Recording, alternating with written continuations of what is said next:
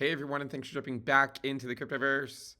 Today, we're going to talk about Bitcoin, and we're going to be providing an update to the bull market support band. If you guys like the content, make sure you subscribe to the channel, give the video a thumbs up, and also check out the sale on Into the Cryptoverse Premium at intothecryptoverse.com.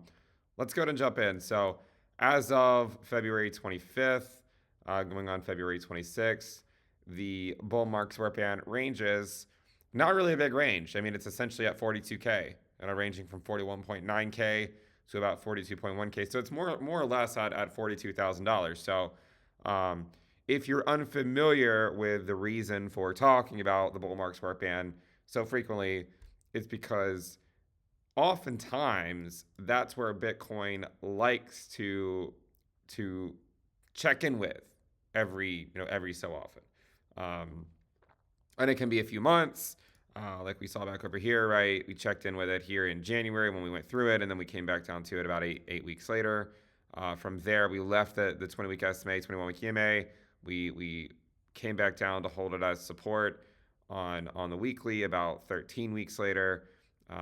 We then left it right here in June, came back down to it in August about 8 weeks later, and then left it right here. And now it has been about 19 weeks. So it's been a longer time than what we historically saw, at least in 2023, since we've actually tested the bull market support band. And again, I mean, as I said, I mean, it still could certainly take some time. There are plenty of cases where it ended up going like 30 weeks or more between tests, right? I mean, here's a great example. You have to look no further than the last bull market in before the 2021 mania that occurred in altcoins. But if you look at this, you can see that it actually took about 33 weeks. Again, we're at 19 weeks right now, and that's not the only example. Here's another example in 2019, also during higher interest rates and quantitative tightening, where it really took about 25 weeks. So while it might seem like a long time, 19 weeks, it's still in the realm of historical norms, right? Like it's not like we've never seen it. Even even at the tail end of the 2017 bull market, we went about 18 weeks and we went below it on the 20th week.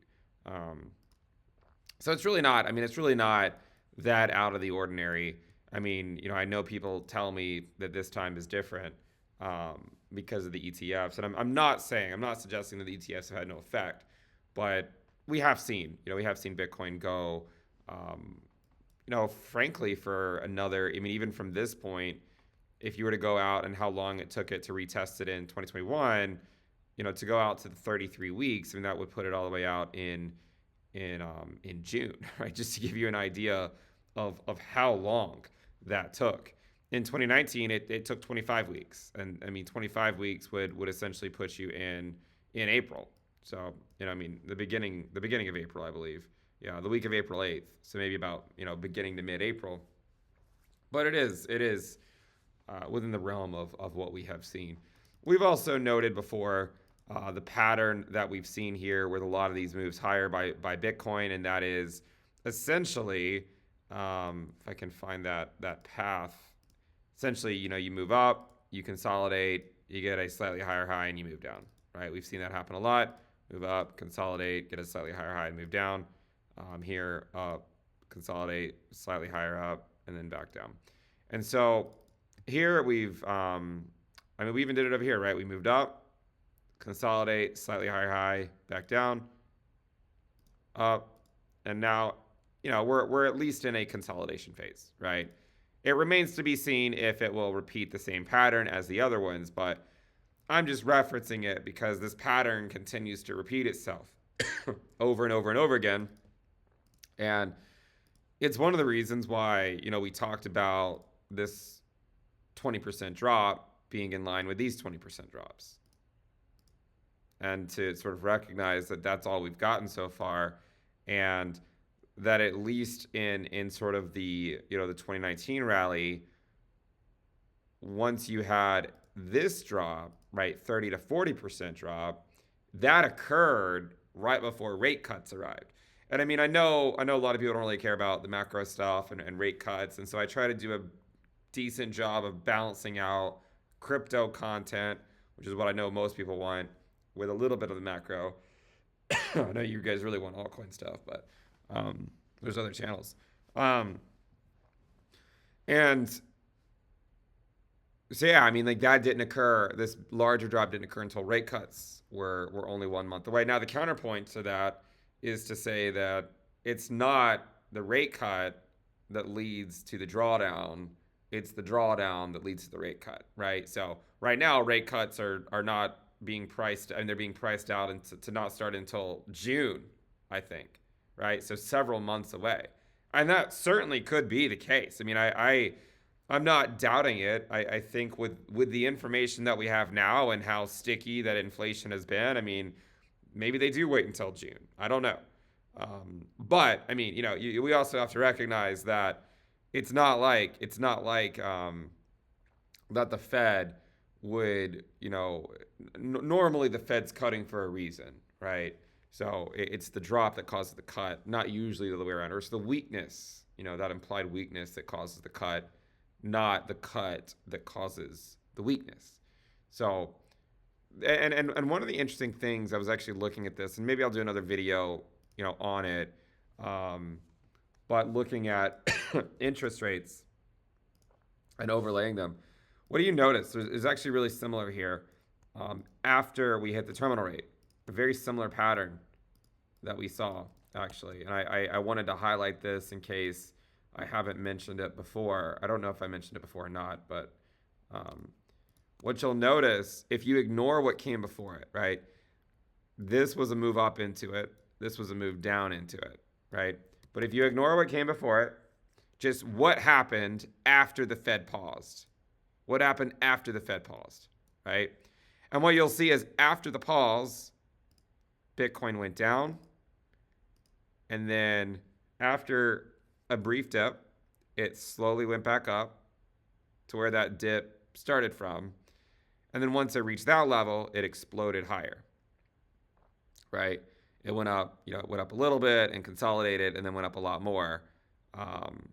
And so here you can see that it ultimately topped out, right, as the cuts arrived.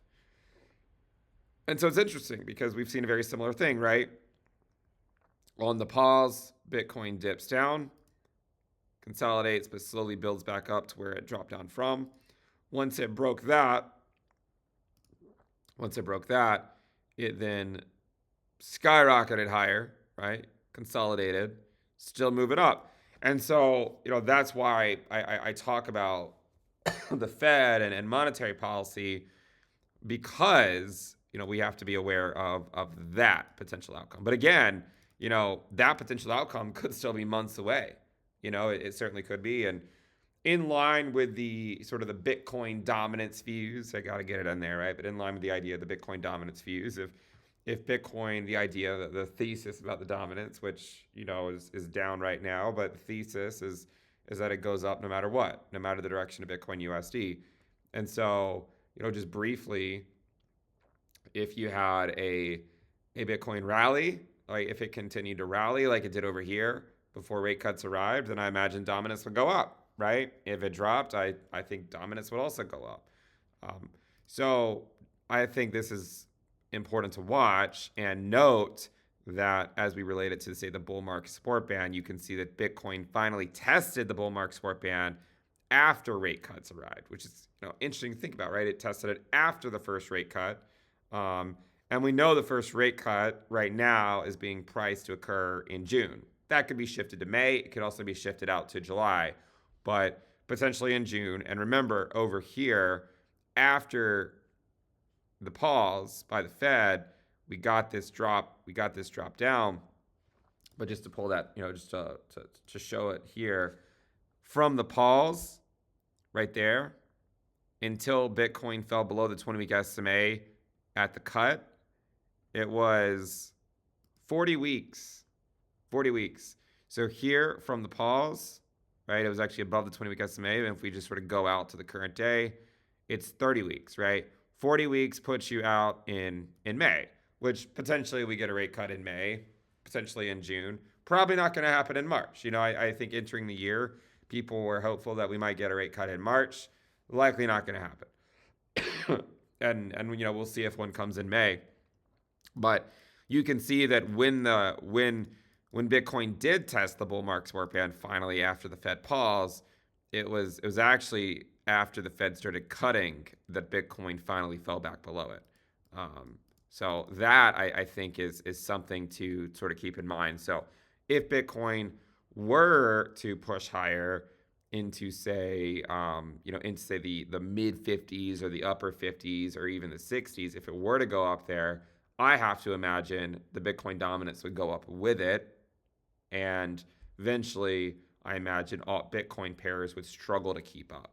Right? It's interesting because if you overlay a lot of these alt Bitcoin stuff, you can see that a lot of them have bled over the last few months. I know ETH Bitcoin is up right now, but they just were not able to keep pace with Bitcoin, right? Throughout this entire move, they were not able to keep pace with Bitcoin, and they haven't been keeping pace with it in this move, at least collectively. So that'll be something that is worthwhile to continue to follow as well. So I think that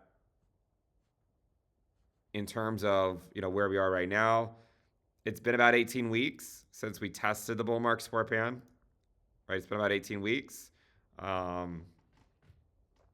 History shows that's not that out of the ordinary, right? 2019, 2021, 2017.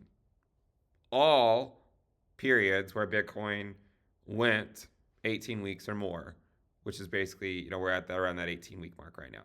So we've seen it before. People tell me this time is different, but we've seen it before. It'll likely eventually check back in with it. Still potentially in the window, sort of the safe window, but we are certainly pushing that threshold. And one of the things I said over here was that if we don't test it here, that could have consequences many months later, right? Typically, when you get a move like that where it comes close but doesn't actually test it, right? Like right here, you can see we came down, didn't actually test it. That a lot of times when that happens, it kicks the can down the road for a few months, right? Just like that, right? Came back down, didn't actually retest it, right? Just like here, right? You can see these examples where you get pullbacks, but you're not testing the bull market support band. And so basically what happens is it leaves the people that were wanting to buy here chasing, right? It leaves them chasing, which is why during this pullback, I was very vocal about, hey, look, it's been 20 to 21% already. It might not go any more than that in the short term. I do expect it to eventually get a deeper retrace. But again, by the time that happens, it could be on the other side of rate cuts, right? And by that time, the narrative will certainly shift away from the halving and the whole spot ETF, and it'll shift to, has the Fed gone too far, or can they achieve a soft landing, right? I think that's what it'll ultimately shift to. But in the meantime, the markets have obviously been focused on other things, right? I mean, because the inflation, while it hasn't gone down, it still really hasn't reaccelerated. It's just been flat at around 3% for the last half year. And while the labor market has loosened up in some areas and like in hiring and quits and whatnot, it hasn't really seen that in the unemployment rate, which is the thing that actually matters, right? There's still been a lot of excess. So that's where we are with Bitcoin and the bull market support band, and hopefully that's useful. Still kind of in this same window of up, consolidate, right? Up, consolidate, same thing, right? Over and over and over again. And now it's just repeating again. If you guys like the content, make sure you subscribe to the channel, give the video a thumbs up, and again, check out the sale on Into the Cryptoverse Premium at intothecryptoverse.com. I'll see you guys next time. Bye.